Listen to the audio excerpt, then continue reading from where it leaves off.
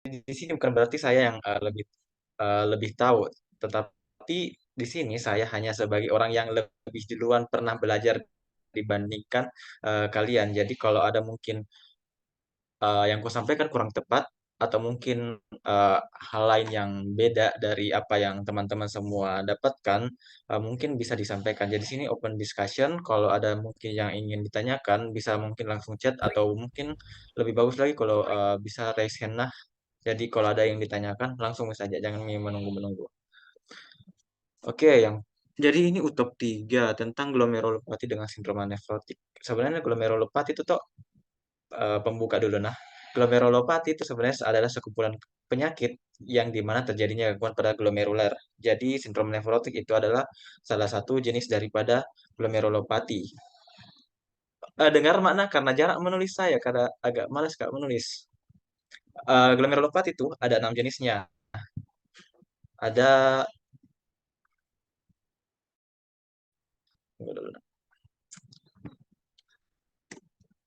ada namanya itu asimptomatik,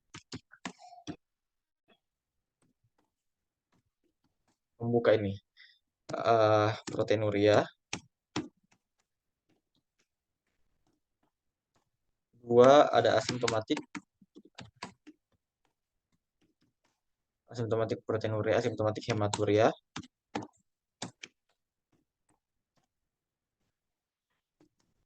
Ada sindrom nefritik 4.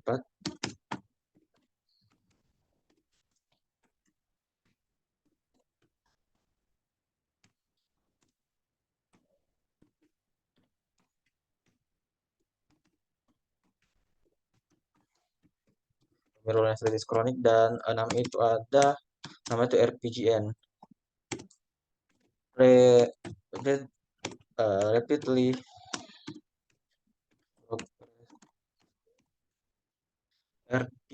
rapidly progressive.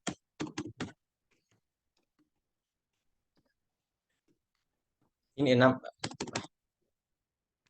ada 6 jenis untuk glomerulopati. Ada asimptomatik proteinuria, asimptomatik hematuria, sindrom nefritik, nefrotik, glomerulonefritis kronik, dan RPGN atau rapidly progressive glomerulonefritis.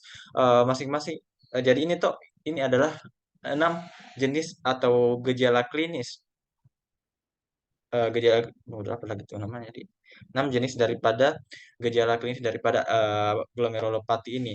Ini yang pertama dengan kedua itu sesuai namanya, itu adalah asimptomatik. Jadi ini tidak ada gejalanya tetapi terjadi proteinuria dan hematuria.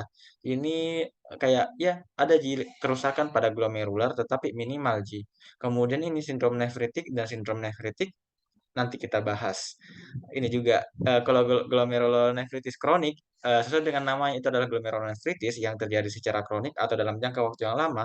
Sementara RPGN sesuai dengan namanya rapidly progressive glomerulonefritis, yaitu glomerulonefritis yang progresivitasnya itu cepat Ki.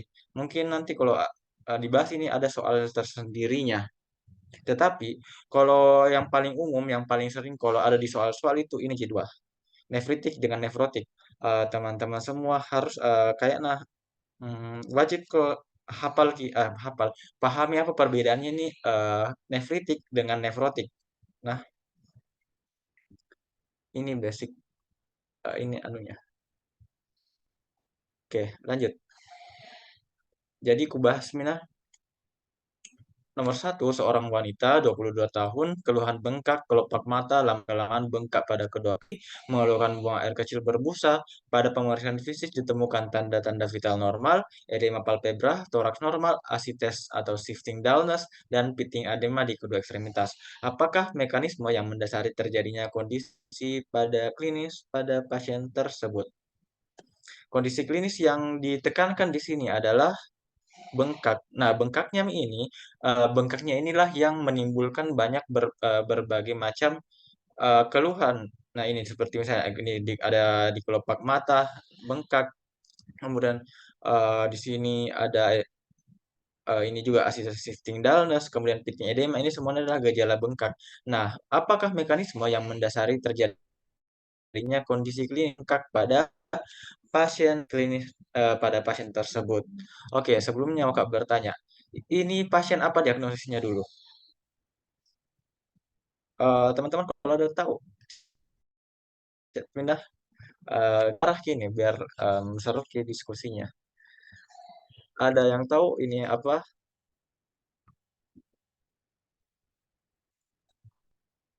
diagnosisnya? Oke, oh ya, jangan VPC dah. Jangan VPC, weh. Kirim ke semua orang nih. Oke, betul Minah, sindrom nefrotik. Kenapa nefrotik?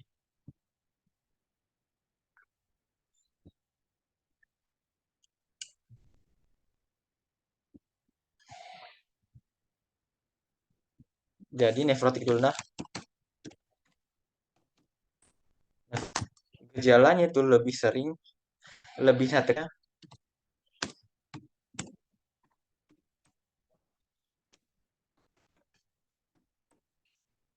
lebih menekankan albuminuria itu lebih sering terjadi dibandingkan dengan hematuria. Terus kalau nefrotik itu edema itu lebih besar ki edemanya terjadi. Ketiga, kalau nefrotik itu ada namanya terjadi peningkatan kadar lipid di darah. Nah, sementara nefritik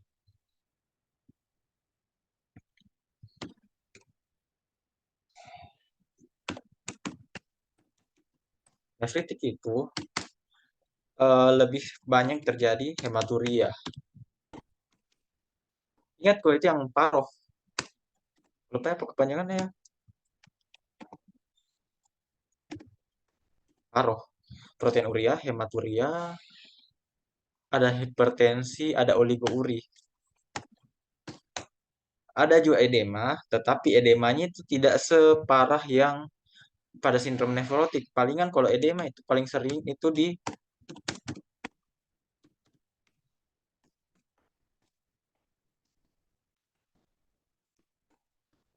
lebih sering terjadi pada edema palpebra dan pretibial. Kemudian ini yang gejala ada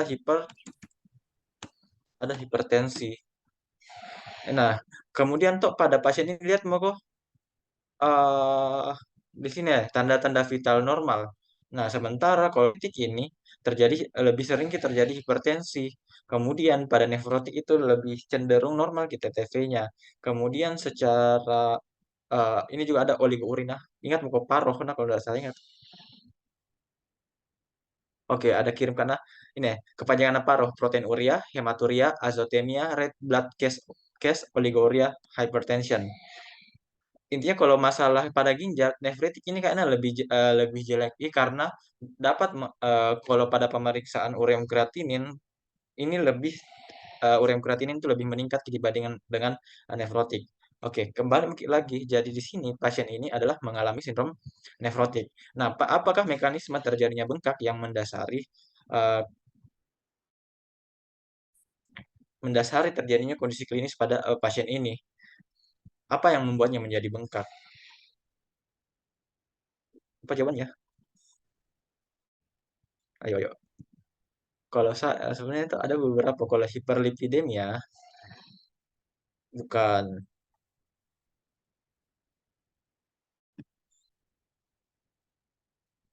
bukan juga protein urea. Oke, memang. Tetapi yang bengkak parah, kalau saya itu memang lebih ke protein urea masif. Jadi pada istilahnya tuh, kalau sindrom nefrot ini ginjalnya itu bocor, jadi protein dalam hal ini albumin yang seharusnya diserap kembali oleh tubuh atau direabsorpsi menjadi keluar di dalam urin.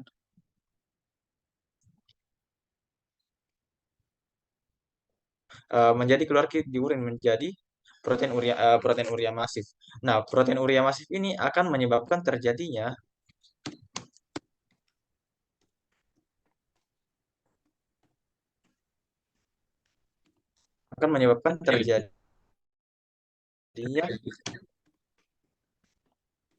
Nah, hipoalbuminemia ini selanjutnya akan menyebabkan terjadinya penurunan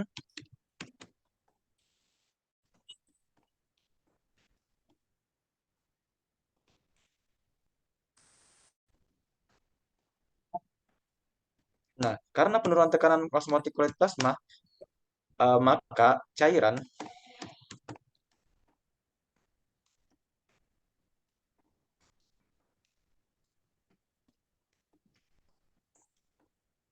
akan keluar daripada pembuluh darah yang kemudian akan menyebabkan terjadinya edema. Loh, yang dimana teman-teman semua perlu ketahui bahwa fungsi daripada albumin itu adalah menjaga tekanan osmotik daripada plasma darah. Nah, kalau penurunan tekanan osmotik ini akan menyebabkan terjadinya cairan itu menjadi keluar. Ingat Mito, yang ingat konsep konsep difusi dan osmosis ini ya. Misalnya ini tuh pembuluh darah, kemudian ini ada cairan, ini ada protein, oh bintik. Ini protein kalau tinggi konsentrasinya, anggap ini yang warna merah tuh, albumin. Karena tinggi konsentrasinya, ini protein akan cenderung menarik air untuk masuk ke dalam, untuk masuki ke dalam pembuluh darah. Nah, pada sindrom nefrotik ini istilahnya karena ginjal bocor, jadi untuk protein yang menarik cairan ke dalam pembuluh darah itu tidak ada, sehingga cairan tersebut itu keluar. Ada tuh di faal nah, yang yang gaya-gaya yang bekerja pada pembuluh darah. Ada tekanan hidrostatik, ada tekanan osmotik kolit plasma, ada tekanan hidrostatik cairan interstisial, dan tekanan osmotik cairan interstisial. Ini semua gaya yang bekerja untuk mempertahankan cairan tetap seimbang antara di interstisial dan di dalam vaskular. Oke, nah jadi jawabannya ini proteinuria masif. Ini yang menyebabkan terjadinya bengkak. Oke, itu mungkin nomor satu. Nah, nomor dua. Seorang perempuan 23 tahun, bengkak, kelopak mata, lama-kelamaan bengkak pada kedua kaki, buang air kecil berbusa, pada TTV normal, bla bla bla bla. Hematuria. Ini nomor dua dengan diagnosis yang sama, yaitu tetap sindrom nefrotik. Nah, apakah hasil laboratorium yang ditemukan pada kasus tersebut? Gross hematuria sudah kusebutkan tadi, itu lebih banyak terjadi di sindrom nefritik. Hipoalbuminemia, oke, simpan. Protein urea minimal, bukan. Masif toh. Leukosituria, salah. Leukosituria itu ditemukan pada ISK, infeksi saluran kemih. Atau nama lainnya leukosituria itu adalah piuria. Osteopositif juga salah. Itu ditemukan pada glomerulonephritis, cause infeksi Streptococcus. Nah, tunggu dulu nah, ada telepon kok.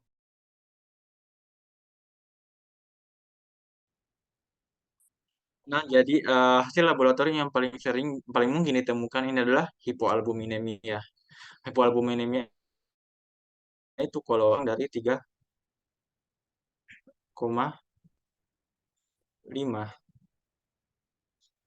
gram per desiliter. Nah, oh ya sebelumnya mengerti apa itu shifting dullness lah.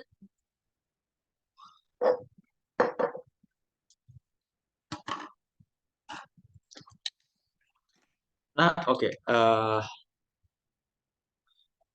Oh ya, tidak. Oke, nah jadi shifting dullness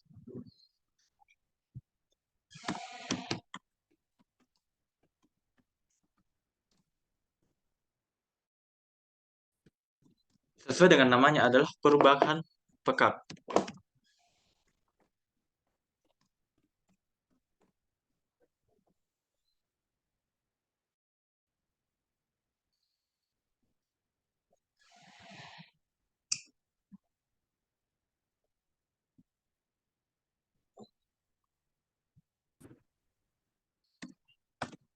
Kelihatan di Google kok. Iya, kelihatan, Kak. Oke, jadi ya ada tesnya nah. Intinya ini dilakukan pada orang yang dicurigai dengan asites. Kalau diajar Kato, asites itu ada tiga grade-nya. Ada grade satu, grade 2, dengan grade 3. Tambah besar angkanya, tambah tinggi grade-nya. Nah, shifting dance itu adalah grade 2, ya, grade 2 yang dimana dilakukan kayak begini. Ya. Ini gambarnya tuh. Tahu, kalau asites itu kan ada cairan di dalam perut toh. Nah, orang kalau tidur begini pasti posisi cairannya toh. Ingat saja, cairan itu selalu mengarah ke bawah. Nah, ingat misalnya juga, kalau kita memukul tong yang ada airnya dengan yang kosong, itu bunyinya beda, Ki. Toh, ini kalau ini yang warna biru ada cairannya, jadi kita perkusi, pasti ini kalau kita dengerin suaranya peka. Peka atau mari peka dengan sonor. Kalau peka itu adalah kalau misalnya botol atau apapun yang isi air, kemudian dipukul. Begitu suara kalau peka. Kalau timpani itu kalau botol yang kosong. Jadi ini lihat kian pernah kursorku. Kalau misalnya perkusi di sini pasti mendengar di sini peka peka peka peka pas di atas nyaring suaranya atau menjadi timpani karena cairan mengumpul di bawah. Kemudian pasien kita minta untuk pindah posisi. Tetapi ingat, sebelum pindah posisi kita tandai dulu di mana titik terjadinya perubahan peka pada pasien tersebut. Nah, kemudian kita minta pasien tersebut itu mengubah posisi menjadi menyamping. Kemudian kita lakukan hal yang sama. Terjadi perubahan peka. Awalnya tadi itu kalau di sini ya, anggap di sini aku lakukan perkusi, terjadi di sini suaranya peka. Sementara kalau di sini suaranya menjadi timpani karena cairan berpindah ke bawah. Nah, itu disebut dengan shifting dullness. Ada yang ditanyakan di sini?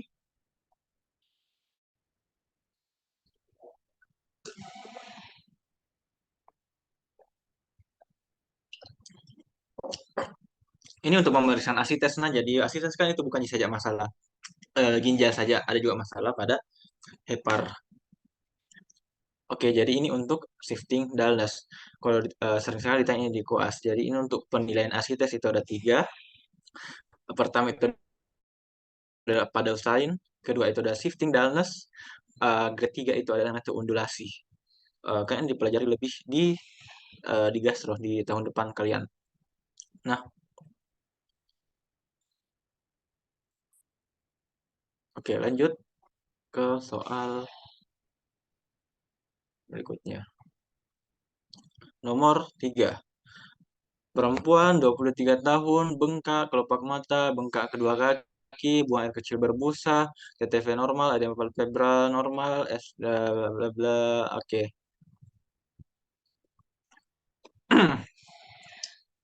Ini sama juta gitu, nefrotik ini lagi. Pemeriksaan diharapkan albuminuria kuantitatif. Ini hafalan gini soalnya. Eh Definisinya sebenarnya Pak, eh, albumin atau protein urea masif itu apabila terjadi protein urin itu lebih dari 3,5 gram per 24 jam. Itu jawabannya. Hafal saja. Karena ini 150 miligram ini tidak mungkin, sedikit sekali. Ini juga masih sedikit. Ini terlalu banyak, ini juga terlalu masih kurang itu. Ini 3,5. Ingat mau saja. Protein urea masif itu kalau terjadi pengeluaran hingga paling tidak 3,5 gram per 24 jam. Kalau paling parah itu kalau tidak salah ingat Kak, sindrom nefrotik itu pengeluarannya itu sampai ke 10 gram dalam 24 jam. Itu protein urea yang severe banget nih. Nomor selanjutnya, bengkak kedua mata, bla bla bla bla sama aja lagi toh. Wait. Bengkak pada nefrotik. Jadi pemeriksaan sederhana yang dapat dilakukan untuk menegakkan diagnosis pada pasien tersebut. Sebenarnya tuh kayak ini soal agak-agak gimana gitu ya? Kayak multitafsir gitu. Kayak tergantung bagaimana sudut pandang berpikir tak untuk pilih yang mana. Tetapi kalau mungkin ditanya apa saja jawabanku, jawabanku saya itu ini. Karena dari urinalisis bisa dinilai toh, bisa dinilai warnanya, bisa dinilai berat jenisnya, bisa dinilai proteinnya, bisa dinilai dan lain-lain toh. Karena dengan protein ini bisa dibedakan ke yang mana darah, yang mana albumin. Kalau darah rutin tidak ada didapat pemeriksaan yang berarti di sini. SGOT SGPT juga ini tidak berarti untuk pada penegakan diagnosis daripada sindrom nefrotik. Kemudian juga ureum kreatinina juga itu tidak berarti, Ji. Sebenarnya juga profil lipid, tapi kayak profil lipid kalau sendiri pun profil lipid ini belum bisa menegakkan ini sindrom nefrotik, tetapi penyakit lain kalau misalnya sendirian gitu. Jadi kalau misalnya tapi yang bisa kita lebih dekatkan untuk ke diagnosisnya nih ya urinalisis. Oke, lanjut ke nomor 4.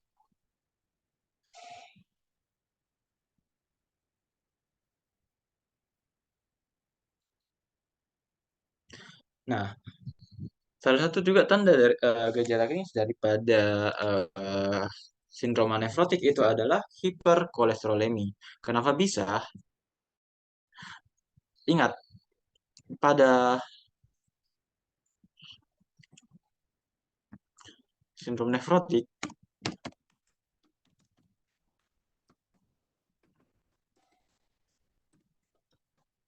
itu terjadi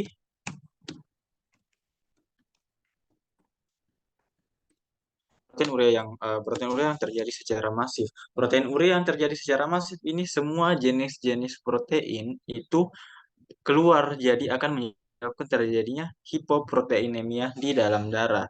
Nah, di mana kita ketahui termasuk juga protein yaitu HDL. Nah, HDL itu lewat endokrin kah? Tapi Kak, belum Kak. Belum toh? Oke. Nah, HDL itu juga tuh salah satu fungsinya adalah menurunkan Recording in progress. HDL itu fungsinya adalah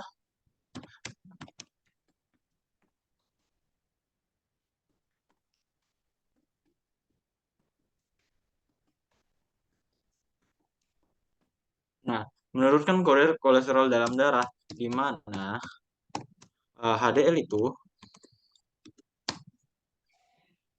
tersusun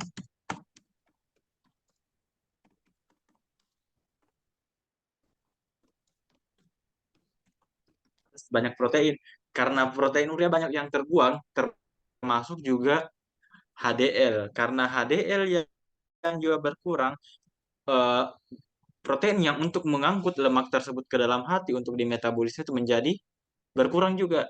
Karena berkurang pengangkutnya, sehingga terjadi peningkatan pada kadar kolesterol di dalam darah.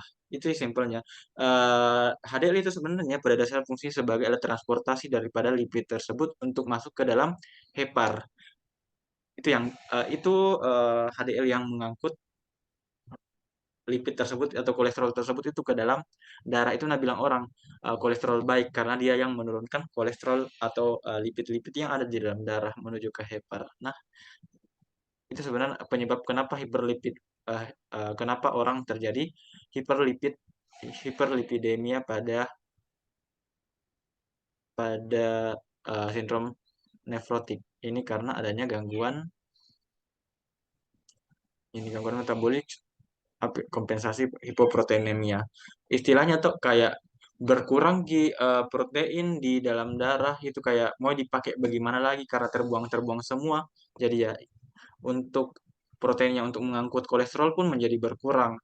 Dan selain itu bukan saja hanya masalah pengangkut HDL ini. Pada sindrom nefrotik itu terjadi rawan ada tahu rawan untuk terjadi K pertamanya.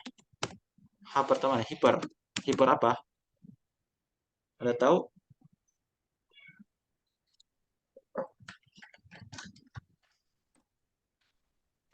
Hiper bertanya gini.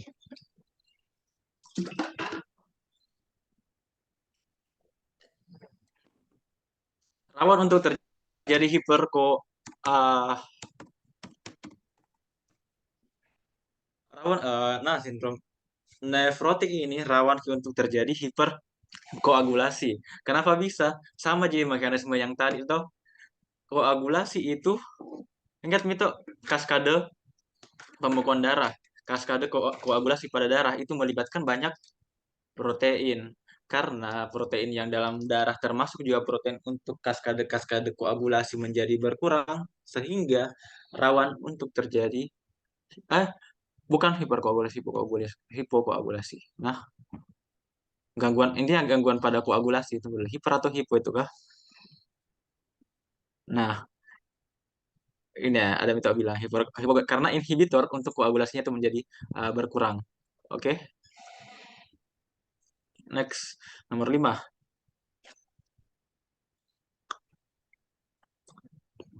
Nah, pengobatan pertama pada sindroma nefrotik itu bukan langsung sebenarnya kasih albumin karena istilahnya tuh kalau kasih ke albumin kayak tak buang-buang lagi. Itu seperti mengisi air dalam keranjang, tidak ada gunanya. Tidak pakai jorang albumin di sini. Jadi kita pakai obat pertama sebenarnya tuh obat pertamanya untuk ini sih saya kortikosteroid. Kalau saya dipilih kayak tidak terlalu banyak aku tahu tetapi ini sih teknikku saya kortikosteroid dipakai dan sebenarnya itu tidak yakin kayak sebenarnya ya ini sodium albumin tetapi ya itu mungkin pilihannya kadang ikut ya pilihan tuh untuk benar ki ini kan untuk wine sih untuk apa antibiotik untuk apa juga analgetik untuk apa. Sebenarnya bisa juga diuretik sebenarnya tetapi pada dasarnya tuh pengobatan daripada sindrom nefrotik itu pertama itu kita turunkan edema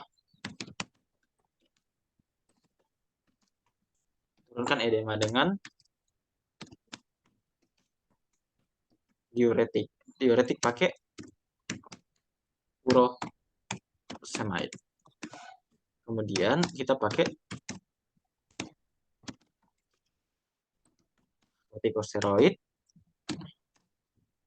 kalau nggak salah karena 1 miligram per kilogram berat badan intravena atau kalau misalnya bisa aku pakai cyclophosphamide juga atau selain itu kalau dalam yang non non non, non apa lagi tuh ya non farmakologis bisa natrium atau kurang dari 2 gram per hari itu sebenarnya untuk ini kalau saya disuruh pilih obat pertama oh iya kalau saya pada ganti jawabanku diuretik. Kalau bilang ke edema, yang pertama kan edemanya itu mau dihilangkan. Karena kalau orang edema itu bisa kayak sesak toh, dan itu kayak sesak itu kayak keluhan paling paling utamanya itu orang datang ke rumah sakit. Jadi kalau saya tuh diuretik dulu dipakaikan. Nggak tahu kenapa bisa ini. Tapi kalau mungkin usul kak soal esai saya pilih kak diuretik dengan kortikosteroid. Kalau ada mungkin tanggapan bisa langsung bertanya. Oke, nomor 6. Teori elektroforesis. Nah, apa di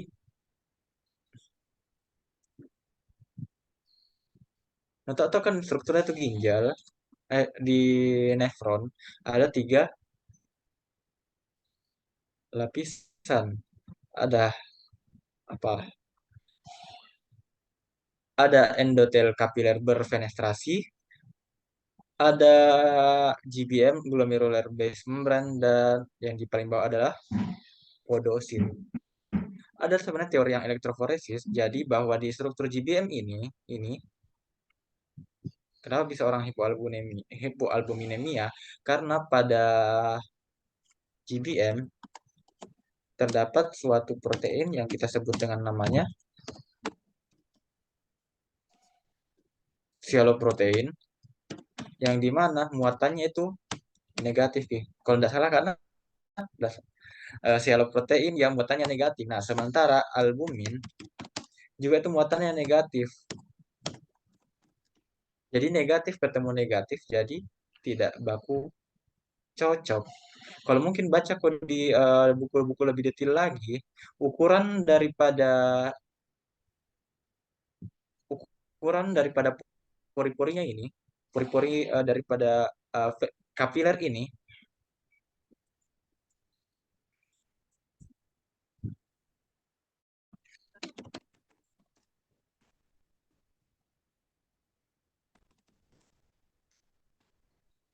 pori-porinya daripada endotel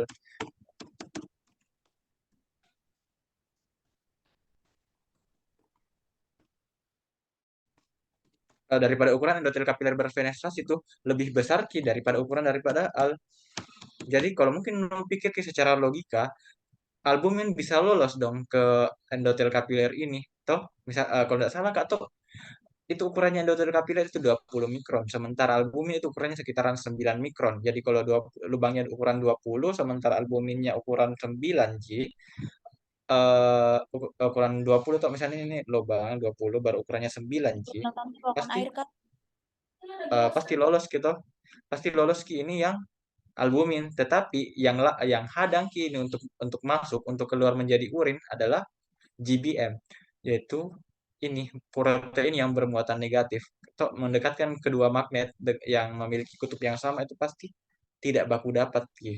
Inilah yang menyebabkan kenapa albumin itu tidak lolos ki dari pembuluh darah. Jadi jawabannya adalah hmm, hmm, hmm, ini. Ini sama-sama negatif ki. Oke, lanjut. Kalau ada mungkin mau ditanyakan langsung Mina. Nomor 7. Laki-laki 8 tahun, kencing berwarna seperti Coca-Cola, tadi pagi, mual sakit kepala, flu, tenggorokan, radang tenggorokan, bla bla bla bla. Oke, ini jawabannya pasti apa diagnosisnya dulu?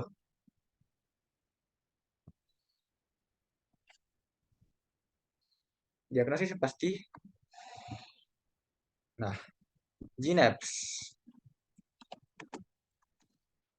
atau glomerulonefritis akut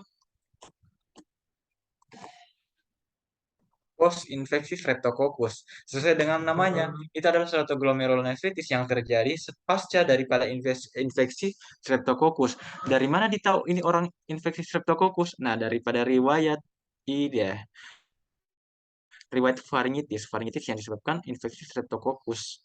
Atau infeksinya ini akan menyebabkan terjadinya antigen antibody namanya itu CIC, circulating immune complex, yaitu antigen yang ada di dalam darah ketemu dengan antibodi di dalam darah ketemu dengan antigen daripada Streptococcus ini ketemu kita jadi mengalir ke dalam darah kemudian mengendap di dalam ginjal sehingga akan menyebabkan terjadinya gangguan pada glomerular dan menyebabkan terjadinya GNAPS ini. Tetapi itu kalau misalnya mungkin agak mau istilahnya itu mau alay-alay lagi soalnya bukan radang tenggorokan nah kasihkan kok penyakit kulit bukan penyakit misalnya kan pasti tuh kalau ingat kok ada orang datang bengkak kalau soal tuh ada bengkak kemudian ada radang tenggorokan beberapa minggu sebelumnya pasti dengan izin tuh kayak soal ya template sekali itu kalau mungkin mungkin alay-alay gitu ada yang lain namanya impetigo. Impetigo itu kayak bernanah ke kulitnya atau kayak gelembung-gelembung nanah. Nah itu kalau mau ke soal lebih susah lagi karena ini jarang kalau dapat soal yang bilang ke ini impetigo, tetapi impetigo itu sama-sama disebabkan karena streptococcus juga. Nah, jadi jawabannya pasti itu sindrom nefrit. Jangan dulu pada nefrit dulu bilang nefritik dulu karena ada hipertensi, kemudian ada bengkak dan bengkaknya itu tuh tidak separah itu, tidak sampai asites ki bengkaknya yang tidak sampai seperti asites ki bengkaknya yang kayak sindrom nefrotik. Nah, untuk mencari penyebabnya pasti dicari riwayat penyakitnya. Nah, dalam beberapa minggu ternyata ada penyakit radang tenggorokan atau faringitis. Nah, di sini kita curiga ada pernah terjadi infeksi Streptococcus sehingga disebut dengan GNAPS. Nah, untuk memastikan hal tersebut perlu kita lakukan pemeriksaan laboratorium. Toh, jadi ini apakah yang menunjang hipoalbuminemia? Pasti tidak. Komplement C3 normal. Tidak. Kalau pada GNAF pasti C3 itu harus menurun. Kenapa bisa? Karena komplement C3 itu adalah suatu bagian daripada sistem imun. Istilahnya ini C3 itu kayak apa di? Kayak bor lah istilahnya. Kayak bagaimana di? Istilahnya tuh misalnya ada bakteri, komplement C3 ini akan berkumpul ki nanti di dindingnya nih bakteri atau dindingnya apakah itu antigen untuk menyebabkan nih menjadi berlubang ki. Ini anggap ini satu C3, C3, C3, C3 dengan berkumpul kini. Nah, sebabkan itu menjadi berlubang itu antigen atau ini bakteri. Berlubang ki menjadi lisis itu bakteri. Nah, pasti karena anggap ini C3 bebas di dalam darah karena terpakai untuk menghancurkan bakteri sehingga otomatis komplement C3 itu menjadi menurun.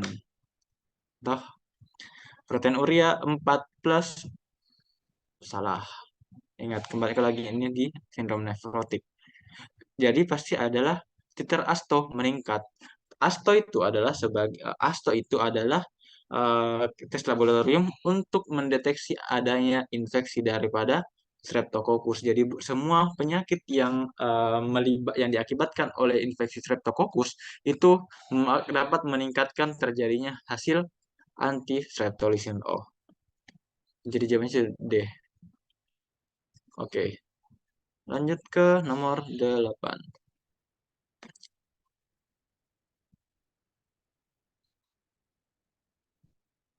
Oh ya, oh. Ini agak hafalan sekali Kisi. Ada tahu umur berapa?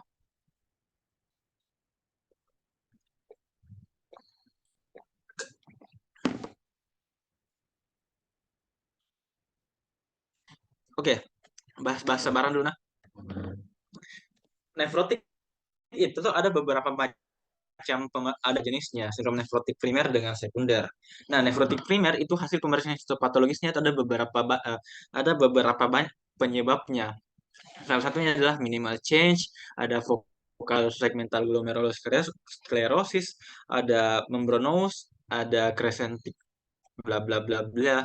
Nah, ada salah satunya adalah minimal change. Minimal change pada sindrom ini adalah jenis sindrom nefrotik yang paling banyak terjadi pada anak-anak.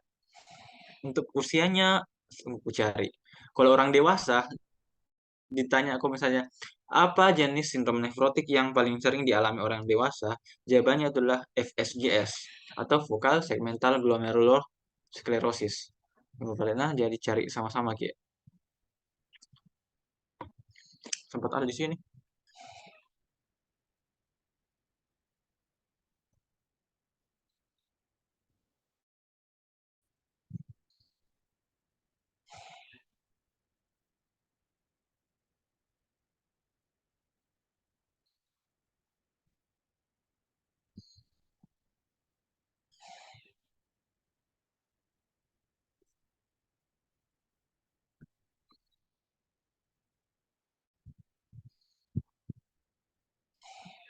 Ada tahu, ada punya jawabannya nih. Hafalan sekali, ya.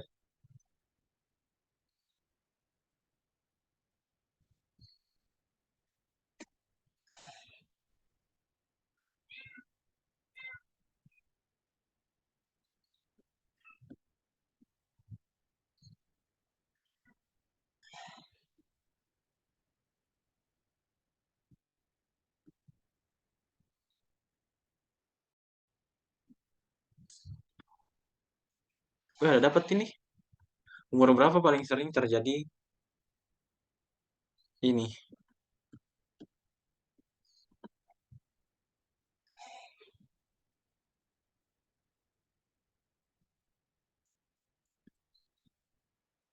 Ada bilang sudah 13.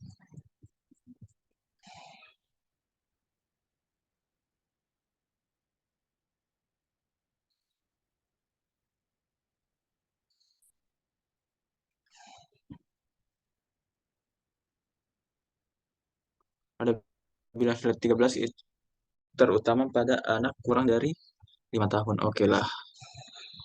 Ada juga bilang slide 8. Apa lagi nih slide 8? Ah, intinya kurang dari 5 tahun toh.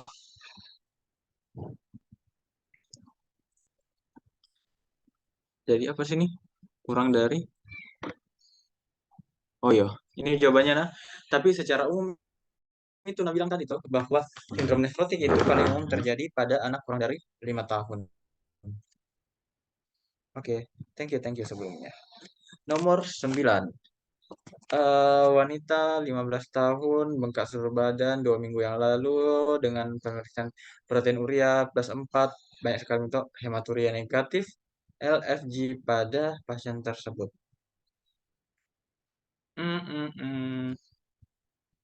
Sebenarnya itu agak bingung sebenarnya ini. Tapi itu diagnosisnya ini pasti ini nefrotik.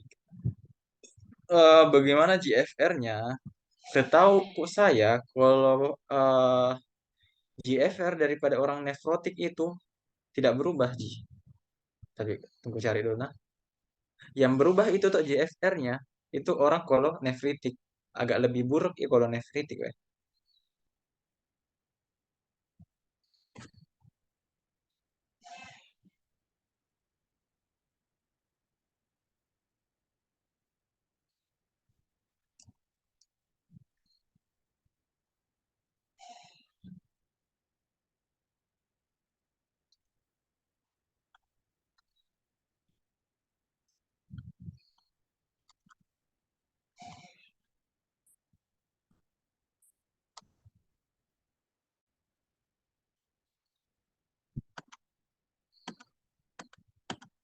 Wait, tunggu dulu nah. Tapi setahuku nefrotik itu adalah tidak terlalu mengganggu ji anunya, tidak terlalu mengganggu ji untuk GFR. Ada dapat di sini yang sering mengganggu GFR itu nefritik. Lihat muka G nefritik yang paruh. Ada satunya oligouria.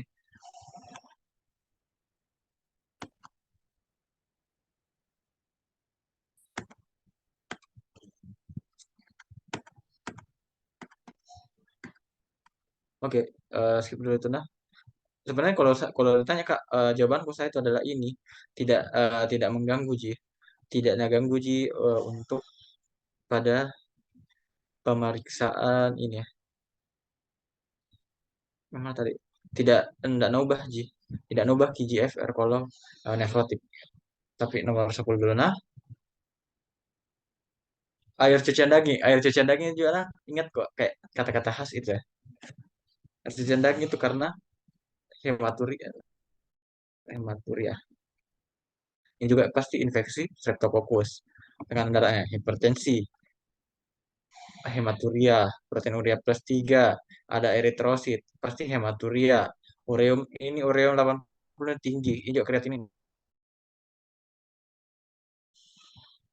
Mana lagi nih? Nefritik. Itu mah. Oke. Eh itu kalau saya ini nah, sindrom nefritik lebih ke sini ya. Atau bisa juga ini sebenarnya sih agak mengecoh ya, tapi kalau saya sanu lebih ke sini Kak. Oke, nomor 11. Kalau ada mau tanyakan, bertanya mau kena karena ini agak-agak Pak juga kadang soalnya karena tidak aku pelajari gila aku baca ini. Oke. Jadi nomor 11 20 tahun, organ Coca-Cola, bengkak kedua tungkai, tekanan darah 160, normal semuanya, urinalisa, hematuria, protein urea, hematuria lebih sering itu pasti ginepsinya. Ureum tinggi tapi enggak aja sih. Ureum tuh tinggi tapi enggak tinggi. Kreatin juga ya tinggi tapi begitu begitu tinggi. HB normal, asam urat agak tinggi, albumin agak rendah ki. 1 bulan lalu mengeluh demam serta ke orang kemerahan. Nah, nodul di kulit, toh nyari sendi. Oh, apa beda? Ada punya jawaban di sini?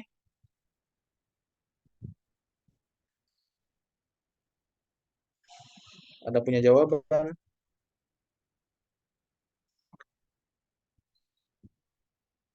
Oke. Nah, standarnya itu kalau glomerulopati itu adalah biopsi. Di biopsi ini bisa kau lihat ki apa jenis penyebab secara langsungnya daripada ini. Itu bisa kau tentukan ki minimal change, bisa kau temukan FSGS, bisa kau temukan membranous, bisa kau temukan yang lain-lain lagi. Nah, jadi biopsi. Tetapi dari oh, oke oke oke, salah Kak ini. Nah. Anu ini lupus, nefritis lupus. Kecurigaan bilang ruang kemerahan dan nodul. Kalau bilang ki kayak misalnya tuh ber kayak kalau misalnya kalau bilang ki impetigo itu kayak kayak bernanah di kulitnya. Atau kayak bentol-bentol nanah kayak papul, vesikel-vesikel baru ada nanah dalamnya itu kalau impetigo. Nah, nyeri sendi berpindah-pindah itu itu gejala daripada lupus SLE. Jadi ini kuperkirakan nefritis lupus. Kalau mungkin bertanya lagi kayak misalnya apa pemeriksaan penunjuk untuk menentukan penyebab daripada penyakit ini, ya mintaku anates dan anti dsDNA. Tapi sini jawabannya biopsi ginjal mah. Perempuan tuh mudah. Nah, lupus. Laki-laki 22 tahun, bengkak seluruh tubuh, bengkak kelopak mata, bengkak bla bla bla bla, bengkak kaki, bengkak perut, urin keruh. Tetap normal asites dan protibial albumin serum oke ya hipoalbuminemia protein urea oval fat bodies berarti lipid urea kreatinin normal normal itu ini kolesterol hiperkolesterolemia. Ditemukan membaik mengalami 3 kali relapse dalam oke relapse 3 kali dalam 1 tahun. Kalau saya ini relapse 3 kali dalam 1 tahun adalah relapse sering. Relapse sering kalau tidak salah Kak, itu adalah minimal 1 kali dalam 6 bulan atau lebih dari 3 kali dalam 1 tahun. Itu adalah sindroma relapse. Ini ada yang lengkapnya di sini.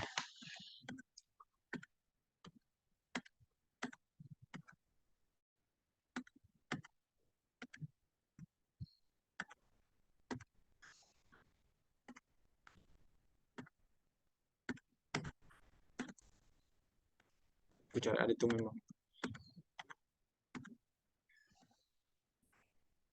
yang bagaimana kira respon-responnya.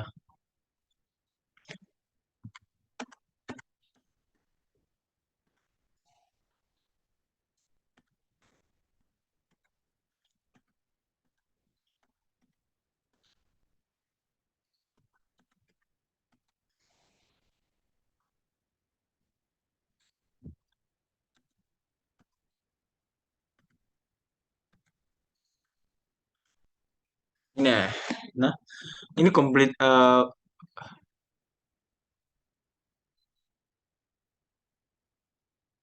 Oh ada bertanya. Tunggu aku baca ulang nah.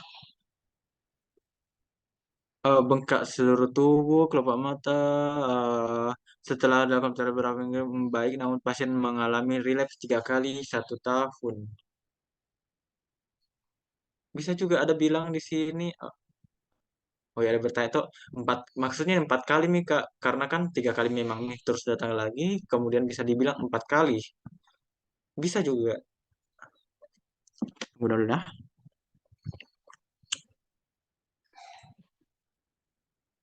relapse 3 kali dalam 1 tahun, bisa juga sebenarnya kalau orang mengartikan 4 kali nih, karena tuh 3 kali ditambah dengan 1 kali yang keluhannya yang sekarang, tuh.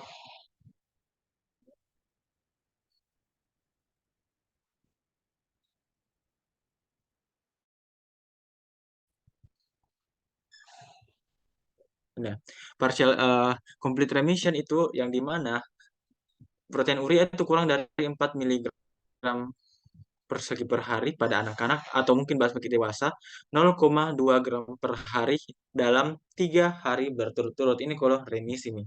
Kalau parsial itu adalah 0,21 sampai 3,5. Toh jadi belum protein urea masif, tetapi parsial namanya parsial setengah baik, Ji.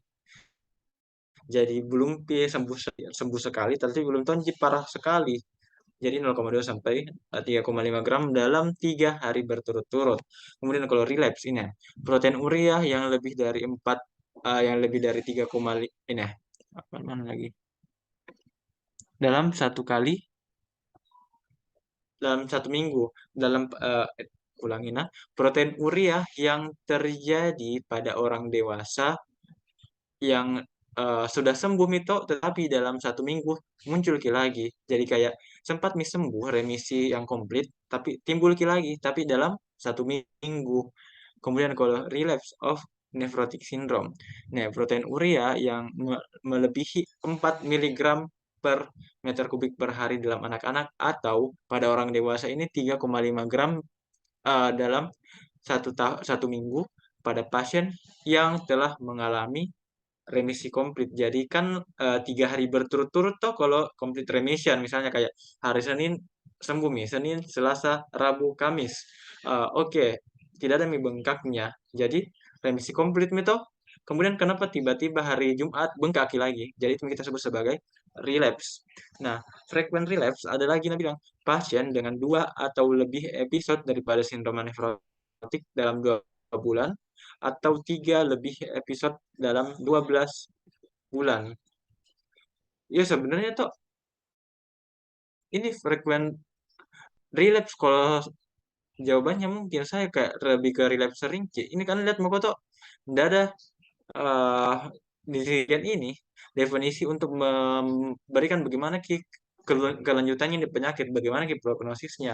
Yang ada tuh relapse sering itu atau frequent relapse, tidak ada yang relapse, tidak ada yang relapse lambat, relapse jarang. Jadi kalau mungkin ditanya ke saya jawabanku ini adalah relapse sering.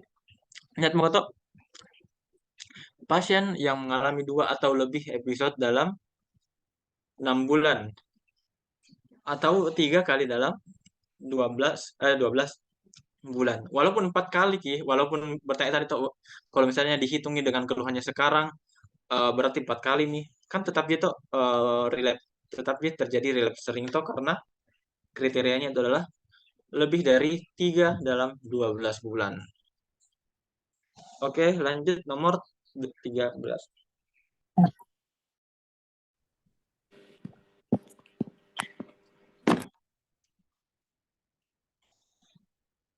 Oke. Bengkak seluruh tubuh, bengkak kelopak mata, bangun tidur, perut membesar, bengkak pada kaki, dengan urin keruh, TTV normal, asites, hipertermia, bla bla bla bla, ya. Hipoalbuminemia parah. Nah, ini ya parah sekali nih, lebih dari 10. Kemudian oval fat bodies, ya nefrotik nih pasti toh. Ini juga lumayan, tetapi kayak ya tinggi-tinggi begitu sih. Kolesterol top pasti. Severe syndrome nefrotik. Nah, kalau misalnya primer dengan sekunder itu tidak ada kita sebutkan hal kurang informasinya. Kalau masalah persisten dan relapse kan tidak ada sebutkan bilang pernah ini orang atau pernah ini orang sakit sindrom nefrotik sebelumnya atau tidak. Tidak toh.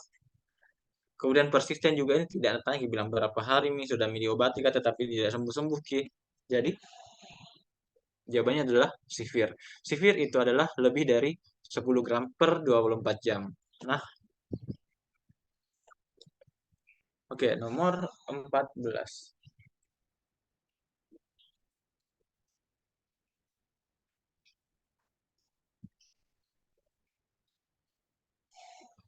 Baik, baik.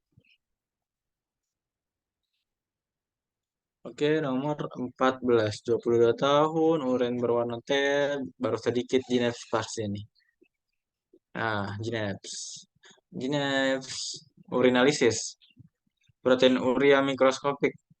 Salah. Bisa juga ini overlapping dua-dua. Nah, hematuria mikroskopik. Salah. Pasti adalah masif. Pi urea steril tanpa protein urea. Simpan dulu deh, gajek ya. Kultur urin positif Streptococcus. Salah, bukan ISK ini nah. Hematuria makroskopik. Oke, ini jawabannya. Nah, kan ini di urea ini lebih ke ISK. Walaupun ini penyebab penyakit ada hubungannya dengan bakteri, tetapi kayak bukan secara langsung.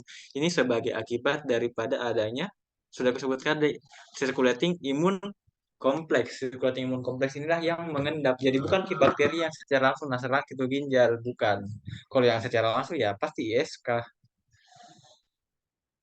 Oke, nomor 15. Bengkak kelopak mata, perut membesar, urin keruh, bla bla bla bla, normal pasti nefrotik. Ah, hipoalbuminemia, proteinuria, nefrotik, nefrotik, nefrotik, nefrotik. Membaik. Ini ya, partial relapse.